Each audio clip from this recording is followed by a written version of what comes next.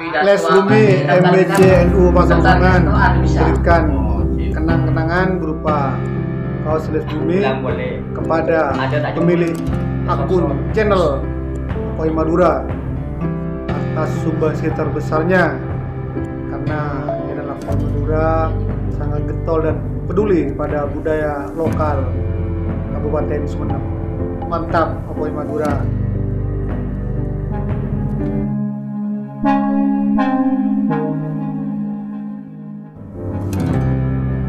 Assalamualaikum warahmatullahi wabarakatuh. Waalaikumsalam warahmatullahi wabarakatuh. Berjumpa kembali dengan channel Poi Madura. Kali ini kita bersua kembali. Saya saat ini ditemani dengan Bapak Agus Sugianto SPD. Beliau adalah Kepala SDN Panaungan 3. Beliau juga adalah guru penggerak satu-satunya di wilayah Kecamatan Pasongsongan Kabupaten Sumeneb Madura. Selain itu, beliau adalah budayawan muda yang berasal dari Kota Keris Sumeneb. Baiklah, pemirsa channel Poi Madura, kita langsung menuju pembahasan, Bang ya. Menuju ke TKP. Iya. Tapi sebelumnya kita akan menyampaikan banyak terima kasih, Bang ya, support yang luar biasa dari Ketua Les Bumi MWC NU Pasongsongan, yaitu beliau adalah Bapak Ahmad Jasimul Ahya yang telah memberikan kenang-kenangan, Bang ya, berupa kaos, juga Bapak Agus Sugianto ini pakai yang Pesdam ya. Terima kasih juga, harapannya terima kasih, semoga ini menjadikan semacam jalinan silaturahmi gitu ya. Baiklah pemirsa channel Poi Madura, kita sebelumnya menanyakan kepada Bapak Agus tentang kegiatan saat ini ya, terutama di sekolah Bapak Agus saat ini selama 17 Agustus ini, bulan Agustus. Yang pertama, ya.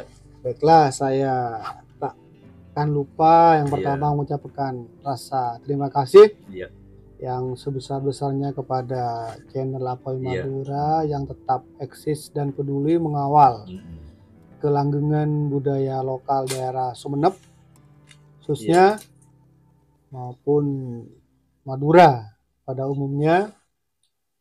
Saya ucapkan terima kasih yang sangat besar. Terus yang kedua juga tanpa mengurangi rasa hormat. Saya bukan bermaksud menggurui, bukan bermaksud lebih sok tahu, sok pintar gitu ya. Tapi kembali saya tekankan ini adalah usaha, bentuk kepedulian kami terhadap keberadaan budaya-budaya lokal di daerah kami. Itu tentang aktivitas, alhamdulillah. Soalnya guru penggerak ini tugasnya luar biasa ya, setiap hari menghadapi murid gitu ya. Jadi, bagaimana kondisi sekolah kan Bapak Agus ini, walaupun guru penggerak ini diletakkan di pelosok desa soalnya sekolahnya gitu. Gimana kondisinya alam di situ, Bang? Alhamdulillah, Bang. Jadi setelah saya dipromosikan menjadi kepala sekolah, jadi banyak hal-hal, lompatan-lompatan kecil yang sudah saya buat, terutama menjalin kolaborasi dengan beberapa stakeholder, menjalin kolaborasi dengan guru penggerak jenjang SMP, dengan pihak Porpimka, termasuk dengan BNN dan sebagainya, banyak orang-orang kabupaten, juga wakil bupati kemarin gitu ya. Kemarin termasuk juga terakhir mengadakan sunatan massal gratis ya, kerjasama dengan Puskesmas Pasongsongan banyak gitu ya. Sudah. Jadi yang terakhir jenjang prestasi, alhamdulillah 2 siswa kami mewakili Kabupaten Sumeneb untuk jenjang OSN di tingkat provinsi, Olimpiade Sains Nasional pada mata pelajaran IPA. Itu. Sebelumnya sekolah SDN Padangan 2 ini tidak terbaca gitu ya. Panaungan 3 ya. Tidak terbaca gitu untuk akademik. Tapi sejak Bapak Agus ini menjabat jadi kepala sekolah di SDN Panaungan 3, banyak capaian-capaian yang telah, impian-impian yang telah saya raih dan saya tingkatkan kembali, walaupun akreditasi sekolah kami Masih waktu C C. gitu. Iya sekarangnya. Tapi itu ada support dari pengawas kemarin, walaupun akreditasi C itu hanya selembar kertas katanya gitu ya. Tapi bagaimana kondisi alam di situ Bang terhadap murid-murid? Katanya saya mendengar apa ya, murid-murid dari SDN Panangunan 3 ini jaraknya rumahnya ini ya kan itu jauh kan itu yang gitu menjadi kendala saya. Jadi apa kondisi geografis yang letak siswa yang juga jauh sekitar 2-3 km dari rumah ke sekolah gitu. Sekolah jalan kaki, jalan kaki termasuk juga mata pencaharian utama petani dan itu berada pada tingkat ekonomi prasejahtera. Jadi itulah yang menjadi PR kami Bang. Makanya kemarin saya berkolaborasi dengan murid-murid saya untuk memberikan sepatu dan sebagainya. Betul, membantu mereka yang kekurangan gitu ya. PR saya ya ketika waktu hujan saya kasihan anak didik saya harus berjalan jaraknya ya 2 km berbasah-basah ya. Jadi saya masih berikhtiar. Tapi sebenarnya sekolah berusaha untuk berusaha untuk mengadakan langkah terobosan. Jadi planning saya agar saya bisa mempunyai kendaraan antar jemput paling tidak yang roda 3 itu katanya orang sini odong-odong gitu ya. Itu planning saya ke depan. Ya syukur-syukur ada. Ya syukur-syukur ada penikmat, penonton. Pak saya hibahkan odong-odong saya Pak. Ya dengan sukarela saya terima. Iya. Itu akan sangat bermanfaat ya. Bermanfaat. Bagi murid-murid. Bagi murid-murid saya yang terutama juga mungkin nanti saya bisa pinjamkan kepada sekitar sekolah, warga sekolah yang butuh alat sarana transportasi akomodasi itu. Misalnya ngangkut itu bisa aja. Karena selama ini sekolah saya bermitra atau menjalin kolaborasi dengan masyarakat sudah sangat dekat. Terjalin mesra gitu terjalin mesra.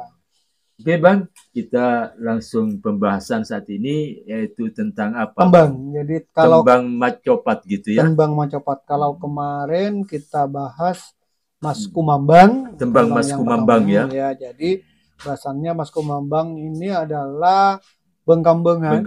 Jadi gitu, artinya terapung gitu tidak punya tujuan. Jadi itu melambangkan atau mengartikan kondisi janin ketika masih dalam kandungan pertibu. Jadi maaf kemarin sebenarnya karena buru-buru Bang. Iya. Jadi di konten Mas Kumambang kemarin banyak yang bertanya seperti apa tembangnya Pak Agus. Jadi, gitu ya. Saya nggak tahu. Jadi tempo hari mungkin di podcast kali ini mungkin nanti akan selingi gitu ya. Akan kita diselingi dengan tembang micil. Tembang micil ya. Yang dilanggamkan oleh Bapak Muhammad Salihuddin Hoir yang memang pakar di bidang dari macopat Madura gitu ya. Jadi tembang micil namanya micil itu bahasa Jawa micil itu arti harfiahnya micil itu keluar bahasa Jawanya. Jadi kan saya ceritakan tempo hari bahwa tembang ini sebenarnya menceritakan dari kejadian manusia dari awal kejadian sampai manusia meninggal itu. Jadi ketika Mas Kumambang lahir, micil ini menceritakan ketika bayi keluar lahir dari gua garba, dari rahim ibu. Namanya micil. Jadi tembang ini menceritakan tentang itu kondisi pada waktu janin bayi keluar dari rahim sang ibu. Makanya micil dah. Ternyata lahir ini jadi banyak sudah juga mitos dan budaya yang menyertai kelahiran seseorang, Bang. Iya, betul. Ya kan? Biasanya kan kita selamatan ada 4 bubur. Ada bubur merah, bubur hitam, bubur kuning dan bubur biru. Ya kan? Itu melambangkan nafsu. Pokoknya identik dengan 4. Udah dengan 4 ya. Ya, nafsu luamah, amarah, Sufia, mutmainah 4. Ada juga saudara yang 4 katanya. Saudara 4 ya. Totop, Oreh, Temuni, Tontonan. Iya. Ada juga saudara bahasa Madura versinya Saria, Nuria, Rohana, Rohani. Gitu. Ada juga malaikat yang 4, Jibril, Mikail, Israfil, Israel. 4 semua, sahabat yang 4. Iya, iya betul. Iya. Abu Bakar, Umar, Utsman, Ali. Ilmu juga ada. Syariat, tarekat, hakikat, makrifat. 4 semuanya. Jadi pada waktu ada kaitannya dengan macopat mungkin ya. Kuat. Iya, macopat itu moco papat katanya. Iya kan? Moco saudara yang 4, malaikat yang 4, apa sahabat yang 4. Iya. Luar biasa sebenarnya, iya kan? Tembang macopat ini ya, luar biasa. Makanya ketika lahir, saudara, kayak ngetretan Cong. Totop. Mari totop ore. Totop itu kan air ketuban. Iya. Jadi air ketuban itu fungsinya loh. Itu saudara kita sebenarnya. Iya. Totop. Ore itu semacam darah, Bang. Darah. Terus juga ada juga tembuni itu. Iya. Semacam anggukan daging itu. Lah yang itu ada cairannya. Ada cairan tembuni merah berwarna seperti darah. Tembuni. Lah, tembuni ini yang sangat aneh. Ketika ditanam gitu ya maksudnya. Nah, tembuni kan macam-macam, ada yang ditanam, bahkan di pucuk tembuni ditaruh di atas. Nah, ketika seseorang lahir, katakanlah tembuninya itu dikasih tanda, dikasih benang, kemudian labai itu dipendam di tanah. Tapi ketika anak kedua lahir, pasti keluar lagi tembuni yang sama. Dengan ikatan benang yang ada. Itu anehnya tembuni situ. Saudara yang ketiga, top oleh teman tonton. Apakah itu hanya berlaku bagi orang-orang Muslim, Bang? Kurang tahu juga. Iya, enggak juga, Bang, karena kejawen orang-orang Jawa kuno yang katakanlah mengalami akulturasi asimilasi dengan Islam sehingga didekatkan dengan Islam kejawen, walaupun sebenarnya memang ada agama kejawen sebelumnya, sangat percaya dengan ini. Luar biasa. Saudara tembuni nih yang memang aneh gitu ya. Iya nih. Ajaib ya. Totop, oreh, temune, dan yang terakhir tontonan itu tali pusar gitu ya. Jadi katakanlah media yang menghubungkan antara si ibu dengan si anak, si janin.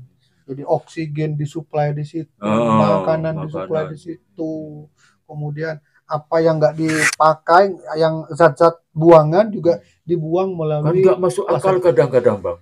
Ada bayi, cabang bayi di dalam perut itu nafasnya kemana? Saya bilang itu luar biasanya, luar biasanya kuasa Allah. Dengan perantara apa? Dengan perantara tontonan. Jadi ada 4 saudara, totop, ore, temune, tontonan, dan yang 5 itu pancer.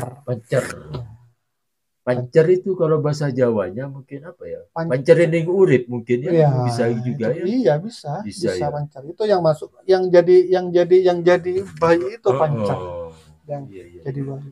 Makanya micil itu arti harfiahnya adalah menceritakan tentang kelahiran seorang bayi.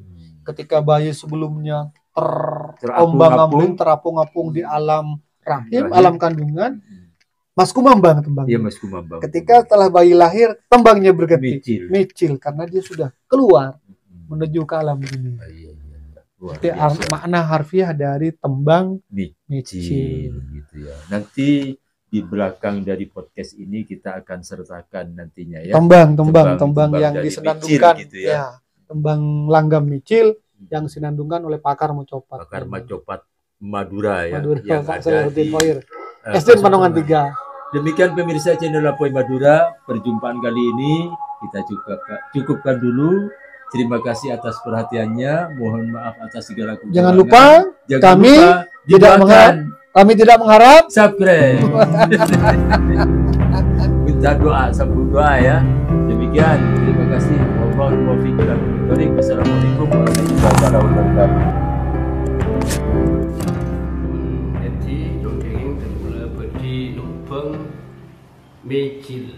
Empang mecil barang wajib tak kempang lakoni marka sengkatombu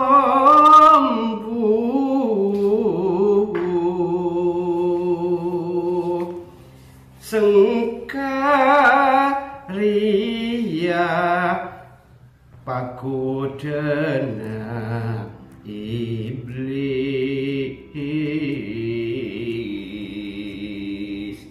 tining iblis lebur langalangi